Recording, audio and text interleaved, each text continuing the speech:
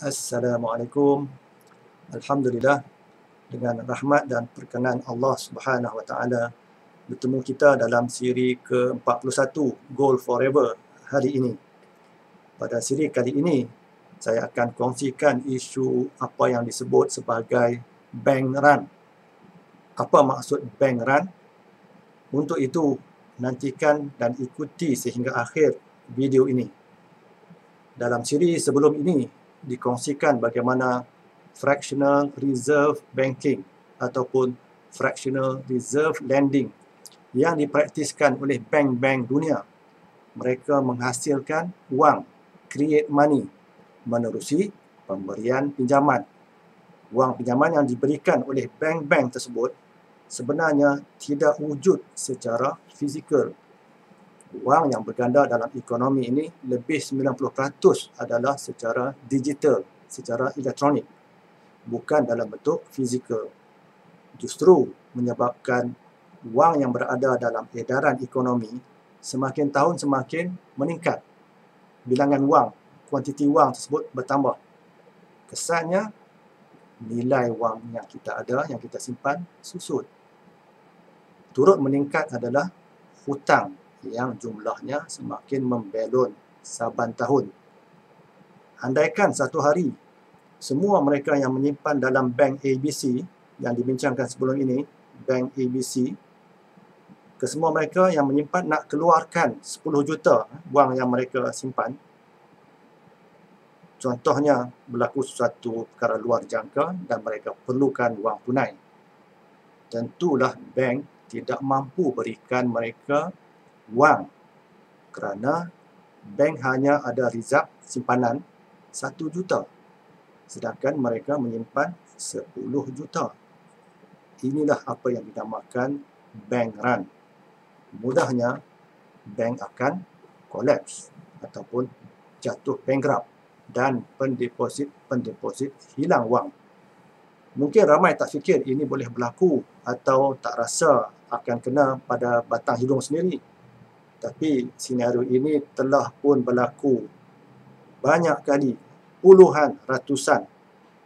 Contohnya pada krisis kewangan yang berlaku pada tahun 2008 dahulu di sebuah negara yang terkaya di dunia, negara Amerika, bukan sebuah negara miskin ataupun negara di Afrika. Mari kita lihat 3 kes yang berlaku semasa krisis pada tahun 2008 di mana berlakunya bank run. Pada Mac 2008 berlaku bank run. Ini di Amerika, bukan di Afrika. Bank run ini berlaku terhadap sebuah institusi yang besar, Bear Stearns.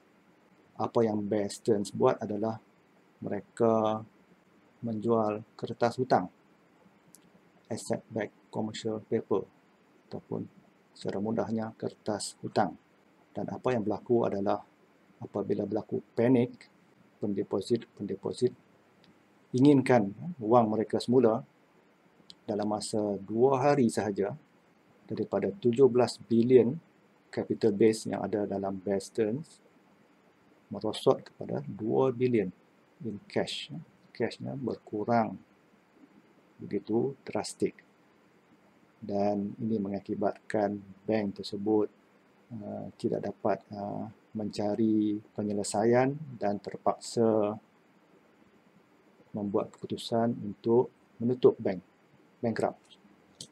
Pada September 2008, sebuah bank, Wachovia, keempat besar di Amerika, hilang 5 bilion deposit disebabkan oleh pengeluaran daripada pendeposit apabila mereka tidak yakin dengan prestasi bank. Mereka mengeluarkan wang mereka sehinggalah kurang daripada $100,000. Kenapa mereka keluarkan sehingga yang tinggal kurang daripada $100,000? Kerana $100,000 itu adalah limit ataupun ada insurans. Okay. Jika mereka ada simpanan di dalam bank kurang daripada 100,000, bank akan pulangkan jika berlaku sesuatu musibah ataupun bank bankrupt. Jika lebih daripada 100,000, mereka hanya dapat 100,000 sahaja limit yang diinsurankan. Oleh itu mereka keluarkan secara besar-besaran wang-wang mereka. Akhirnya, bank Wachovia ini terpaksa dijual kepada Citigroup dan seterusnya berpindah tangan kepada Wells Fargo, sebuah bank yang jauh lebih besar di Amerika.